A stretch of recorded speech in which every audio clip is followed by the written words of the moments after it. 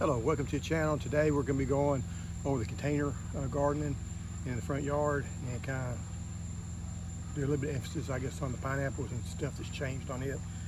First thing, we had that small pineapple that was growing. I always wondered when he's going to tell when they were ripe, but I guess this one is ripened. So I think what might have happened is in a little bitty pot whenever we started it, we planted to, well, this was actually, well, it's still a smaller pot. Had 2 a minute. When I came up, this one here, and went ahead and made this very, very small pineapple. What I'm going to do is take this one, cut it off. We might see if we can get anything flesh on it at all. Let's see with it. But anyway, this is one that's got spines on it. I'm not liking the spines at all because they do hurt. This over here is a ginger that's growing in the 5-gallon bucket. Let's see how much it makes. One of the raspberries didn't make it to Glencoe, but I don't think it was its problem. I didn't pot it up when I needed to. This one, Crimson Night is it called? Yeah, Crimson Night. It's doing well, and you know, it is in partial shade. This here is the green leaf tea. I continue to grow it. In a bigger bag, I've got some more garlic growing, ginger growing. The other one is also like it's going to be ripe too. And this one's big enough you can actually probably eat a little bit of it. But it is putting out the pups on the side. So these will make a new plant. I'm going to have to figure out exactly how to break them off and actually make a little plant out of them. Because this one here, once it makes there, this plant here won't make any more. So I can plant this top on this one, and then these side ones also to get more plants on it. Little frog right there. That's it. We'll make sure we avoid him. The one that I planted from just a regular top in the grocery store, this right here is where it started growing. It did better than the other ones, and it's put out a nice strong plant. And I put it in a bigger pot. This is the ones I got in the mail, and they're growing well. Something's eat on them some, but they're still growing. And it's the one that's supposed to be coreless, so it doesn't have a core in the middle of it, whatever it makes. This is another one of the mints. I forgot what the name of it was, but anyway. See those? Let's go over here just so I can show one more deal. I did have 2 that I planted. They didn't do very well. Basically, they died. The middle died out on it, but they still had green leaves on them, so I left it. They did put a pup up on the side. So I'm gonna figure out how to get these pups to go ahead and make. Same thing happened on this one here. And actually I can break this off and it will make another plant, and we'll start with it. So that kind of surprised me. Didn't think it was gonna survive. This is some of the ones I planted the loquats in. I think when I leave them in this small pot, leave them here, I just think it just stays too wet for them. The other loquat seeds I planted over here. Didn't get real good germination. I think there's one trying to come up over here, but I'm not sure. But this one did go ahead and make. And I think there's a whole lot of roots right there. You see a little bit of roots right in here. That's why I like these clear cups. I can see the roots on them. You see when they need to be potted up. And same thing on this one here. See a little bit of roots right here. A little roots down there, but you know, it's got plenty of room for it to grow so far. This one here was in diatomaceous earth. And so they do sprout in it. The good thing about it is it's really hard to overwater them. These are the 2. I think they're both lemonade trees, and they're still not putting out any roots, still not putting out any, but I mean, they're still green, so they're still alive, so there's still a chance, there's still hope that they will go ahead and produce. I had one like this last year, and I think about sometime in August it started growing, so you know, I'm gonna keep them going, and I still think those might actually make. This here is some of the lemongrass, and it's growing well. I have put them in this on the bottom so I can water, and you can suck some of the water back up. Another one of the mints that I got for my wife's mint tea. I've got the sweet potatoes slips growing in here, and basically I'm just using this for the lizard I got. He likes the leaves, so and if anybody wanted to eat the leaves, we do that also. More leaves. Like I say, main thing I noticed, the ones in the bigger pots are coming up better. This one here's got a little bit dry, so see it over here. That's the weed. That's one that's kind of growing. Like I say, a lot of these had some and they started dying off, so I took them out. I just think it keeps them too wet. Anyway, then we got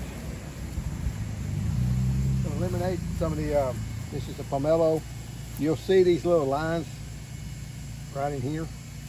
And what these things are called is leaf miners, and they get in there and they're bad, but there's not, it's more cosmetic than anything else. And hopefully some of these others, some of the other citrus I'm growing over here. You know, this is the one that I had to cut some back. And actually they're growing, they're green. Gonna have to pot them up sometime, but I still think they got plenty of room right now. This is another one. This has got to eat up a lot worse from the leaf miners, but not a whole lot you can do about that. One thing you have to watch out for, like this here, these things are coming. I actually get, okay, then sometimes now, what I don't like about pots like these, you got roots right on the bottom. Stuff can get in and out of them. You get some stuff that I like my hose and my pots to be up higher, like this. And that way the roots can't get out as easy. And then if you have a tree root, it can't get into the pot as easy. So anytime I'm drilling hose for like a 5-gallon bucket, I always try to have a little bit of space. Now, if it's an annual plant, I may put this hole right up here, and this will leave a place for a reservoir, kind of serve as a saucer on the bottom. The only danger to that is you put it up high, you get water in it, and in the wintertime you get lots of rain, it could cause root rot. So you kind of battle that whichever way you want to. Like I say, all these are growing good. This one here's growing well. Make sure it's above the grass. The grass right here. So these are growing. It's just getting hit. And I may put some pesticide on it or not, I don't know. We'll just have to see. They don't, but they are growing, so they got plenty of fertilizer to them. The oak tree is doing well. It's looking nice. We just kind of keep it growing. It did make a fair amount of fruit this year, so this one I need to repot it. Does tend to blow over. And this is the lychee tree, and it's putting up some good growth, and it's growing well. It's just, and I haven't decided. This is growing awful low. I'm not sure exactly. Can't really tell exactly where the graft is on this thing. So, but I also kind of like when it bush out. So it's one of these things that, you know, I just don't really sure on. I am going to repot the thing. When I repot it, I'm going to repot it kind of like this, at an angle, so that way it'll be straighter up. So it gives you a chance to straighten the tree up. I would put it in one of those big pots, like these over here. This is my time. I did repot this fig to a bigger pot. It was the one growing over there in that clear cup. And did that the other day. This here's been growing for a while. And this is LSU Black variety. This one here, I believe, is, I can't think of the name right now. And then different rosemaries that we've got. Rosemaries we got here, and some here, and some there. So it's 3 different varieties. This is the one we got from the store. This one here.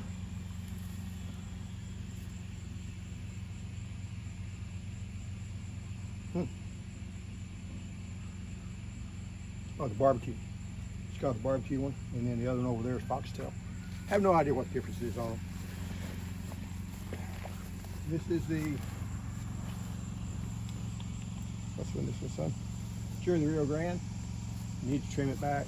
Been saying it for a while. It does have pretty bark on it that flakes off and looks nice. Kind of do something different. And so far I've kept it watered pretty good. Sometimes the ends of the leaves will start dying back. That means you haven't getting enough water. But you know, it has stayed right where it's at, and it's been taking a lot of cold weather, so it's doing nice for, you know, all the cold weather it's been through. Here's some of the mandarins. This is a Clementine mandarin, and its leaves don't look real good, but you know, I think it's doing okay. Just maybe getting a little bit too much sun. But And then the Myers lemon, it's doing well, even though it's got really bad soil in it. I do need to repot it. I'm probably gonna do it this fall once the weather kind of cools off. This is pomelos, and they're too big. I don't know sure what that is. For birds laying on or whatever. This is the longan tree. It still hadn't produced the fruit yet. I don't think they're ready yet. It's been kind of late because the lychee tree on this one here, they made a couple weeks ago. My son picked those and ate those. So, but it's, you know, it makes a lot more than the lychee tree does, and because it had, like I said, these were full, and then they will kind of self-prune themselves. And I think that's because they're not getting good cross-pollination, but it does seem to make more than the other ones do. It's getting something on it. Well, maybe that's just some type of white spots on it. This here is, now did this break for the storm or did it break when you was mowing it? It will book before that. Okay. So sometimes when you get this much heavy fruit on something, they'll break. I'm gonna try to leave it there and see if it'll make it till, you know, because it's still got bark here, so it still may go ahead and make. But that's just a danger you take if you leave, you know, more fruit on it than it's able to handle. And we'll see. This one here's, I can't remember the name of this one. Okay, pumpkin. This is the pumpkin, and it looks better. It did have some broken branches on it. I'm trying to tie it up to split. It had too much fruit this year. It's got a lot less fruit than it had in the past. That's a good thing. You don't want to have too much fruit. The fruit will be bigger. It'll probably be sweeter than if you leave a lot of fruit on them. These are the two.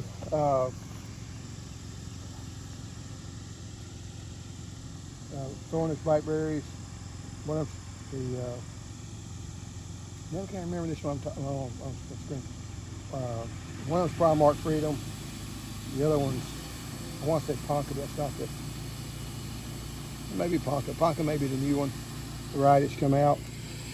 Now this here is one of Sweet Leaf or Katuk, and I was growing it last year. I thought it died, so it was growing up in the weeds, and I started to pull the weeds, and then I realized, and I did this today, I realized that that's actually Katuk. It actually came back from the roots. So kind of surprised that happened. This is the old growth from last year. So I didn't think it would do that. That's been a surprise for me. I thought it was dead. I just hadn't got around to cleaning out the pot. Sometimes being a procrastinator is a good thing.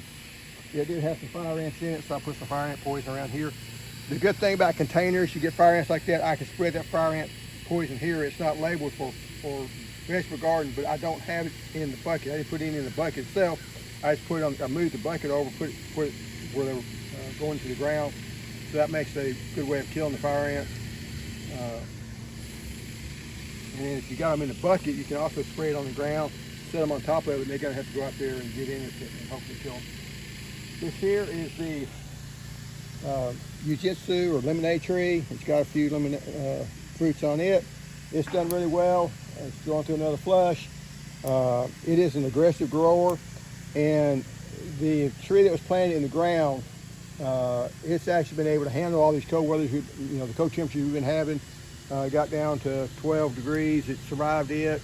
Last year it got down to 15 degrees. Not only did it survive it, but it's also producing fruit this year. So we also got one other temperatures around 13, 14 degrees. So we've had 3 really hard years on it, and it survived. So this one is very winter hardy.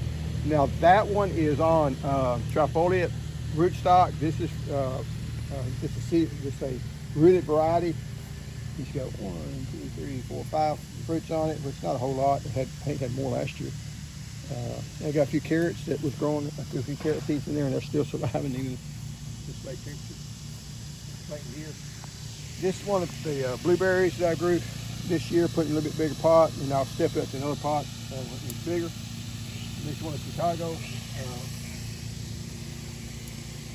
Chicago fig is growing here. This over here is the loquat. The Katuk that I grew, that I bought and potted up. So this has been, I knew this was, I bought it this year. I bought it because I thought that one was dead.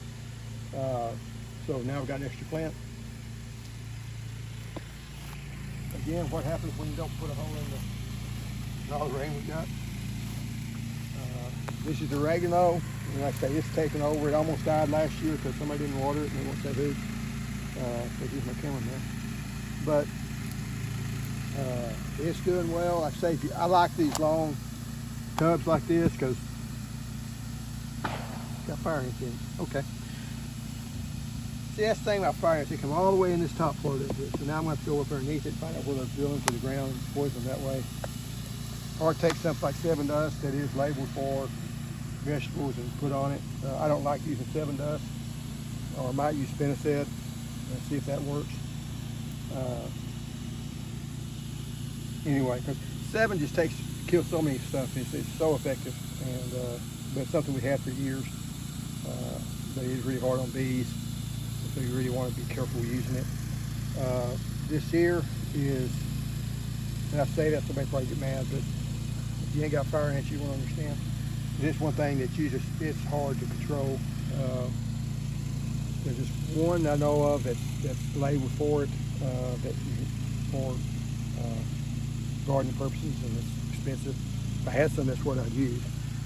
But anyway, this here is Okinawa spinach. My wife used it to put on sandwiches and stuff in place of lettuce, and it's got really pretty underside of the leaf. It also has been able to stay and produce even when we had the cold weather. It's been in this container, so it can take it. A few times I didn't think it was going to make it, and usually I had it closer to the house. But if you put it on the south side of your house, you know it's proven it can take the colder temperatures. A couple different mints that I've got growing in here. Again, this is some of the mixing buckets of water, the containers that you get at the lumber yard, and I just drill a hole on each end of it. That way they can grow out, and it's not real deep, but they don't really need real deep. And like I said, that's plenty for her to do green tea and things with. Moving up over here, something got my peaches on this one, Roddenberry peach, so I think it's squirrel, and works with Sevin Dust, trying to kill the fire from it too. The lemongrass I got over here. And one thing I've not done yet, if you see stuff like this on your peach trees, this here is the mummified fruit, and it will make it. And it was caused by brown rot getting in it. If you leave these on the trees, they'll make brown rot that much worse next year. So I'll pull all these off and dispose of them, take them off site, and because if you don't, that's the start of it. Once you start getting these, it just makes it reduce on crop. And this year's a really bad year for it. We have so much rain, but it will make it bad next year if I don't do some garden cleanup. I've got a real bad problem out in the other part of the garden. This is lemongrass. That's the chickens have been digging in it. Then we get in the front yard. You see some up over there, the little chick. He's not quite so bad, but the pomegranate.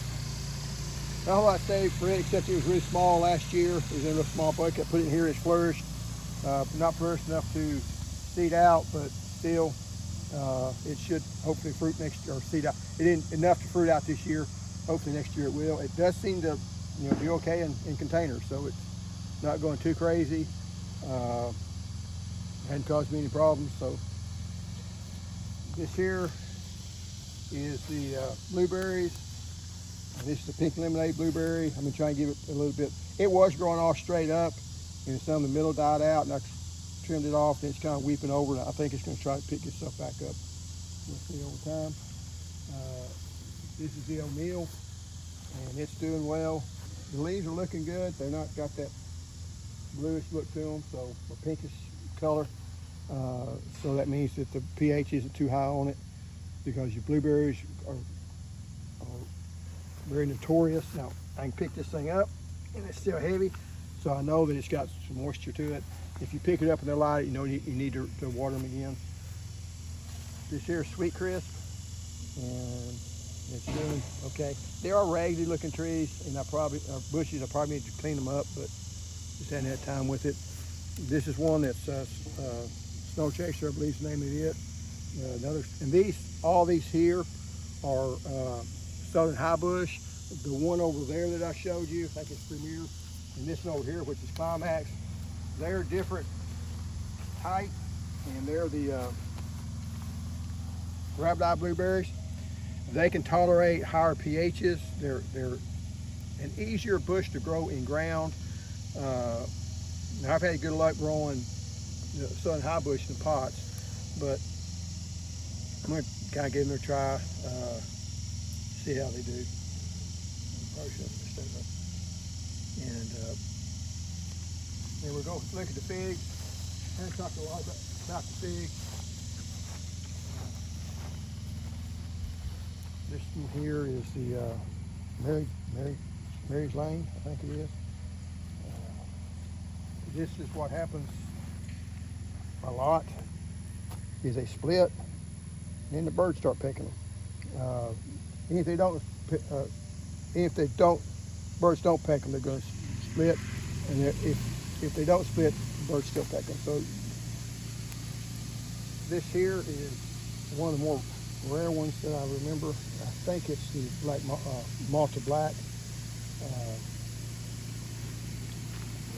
See, I haven't really talked about varieties. No, this is actually the Coral Black. It died all the way back down to there, so I'm trying to get it to grow up again. It's one of the better tasting ones out there. This is Champagne, another one that wins a lot of taste testings and things. And this is LSU Purple. This one is one that grows a lot around here. It does not like this container very well, and it's getting low on water. And I'm going to put it in the ground somewhere so I can grow it. I think it'd be better. I know my pastor's wife, I gave one to them several years ago, and it's making all kinds of fruit and stuff. It just doesn't like that container. It's outgrown it, the container, so now it's kind of stunted out. And so I do got that problem. But I'm going to go ahead and try to find the ones I like best. But so now that I've cut back, I'm going to keep it. Now I'm going to start trying to put them in the ground because it's just easier to handle in the ground. You can put them in bigger pots and make it work. But this one here is a very productive peach fig. LSU Black. So I mean, it's got a lot of figs on it and it's doing really well. Fredo is one that I'm almost, it's barely, I don't know if it's going to make it or not. It's one that's kind of finicky, it splits bad, but it's supposed to have really good taste. So that's just named the thing, and spent a lot of money on that thing. I think this is Salem Black, Salem Dark, and this one is supposed to be a lot like the Chicago Hardy. It's supposed to have good winter hardiness to it. This one is Papa John's, and birds really like that one. And my son, it was one of his favorites, and he enjoyed it. And it's done pretty good. It's liking this pot container a little better, but I'm also going to try to put it in the ground. Give it one more year. And JH Adriatic was the one I had over there. That was used, and that's the plant that it came from. And it's doing well. And this one here.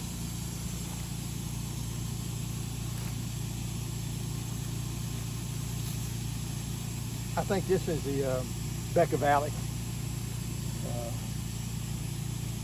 Becca Valley fig. So anyway, and this here's one that's in the ground. It's Strawberry Verde, and you're going to start seeing these leaves look like this. They get that, I think it's the bacteria that gets on them, and it gets these little spots on them. It's going to lose all the leaves. The leaves fall off of it. It does it every year. So if you get these and this happens, there's not a whole lot you can do to spray on them. I think anything you can on label. It happens. I've seen some people that went out and bought figs and through the mail, and they gripe because, well, it's got disease on it. Well, everyone in the South will end up getting this before the year's over with. And some of them seem to get it worse than others, but you know, they'll lose their leaves and they'll put leaves back on it. So it's not something that's going to kill the plant. It's not the plant's in danger of dying. It's just something that happens. And you'll see this as it progresses, they look like this. And all these leaves are going to get this. They're going to look like this, and they're going to die. So that's just one of the things that happens in the humid south. The one I planted in the ground I thought was going to die, and it's moth to black. Yeah, it's moth to black. It went and started putting out leaves. The leaves are looking nice, good, and healthy and green. So I think it's going to make it. So that's one thing I thought I killed it, and I didn't. And that's why I'm going to put some of these others in the ground, because when I put the first one in the ground and it looked like it was going to die, and I kind of thought, well, maybe I need to keep them in the pots. But anyway, before I get to rambling too much, I'll go ahead and end the video. Thanks for watching. See you next time.